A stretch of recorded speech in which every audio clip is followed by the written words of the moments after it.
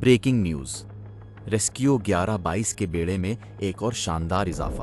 وزیر اعظم پاکستان کی جانب سے ریسکیو 1122 کو جدید اور انتہائی بڑی ریسکیو بوٹ فراہم کر دی گئی۔ یہ خصوصی واٹر ریسکیو ویسل سیلاب کے دوران بڑے پیمانے پر امدادی کارروائیوں کے لیے استعمال کی جائے گی۔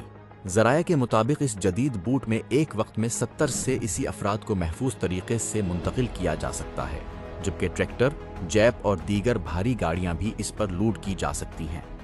ماہرین کے مطابق یہ جدید ریسکیو ویسل سیلاب زدہ علاقوں میں لوگوں کو محفوظ مقامات تک پہنچانے اور ریسکیو آپریشنز کو مزید مؤثر بنانے میں اہم کردار ادا کرے گی۔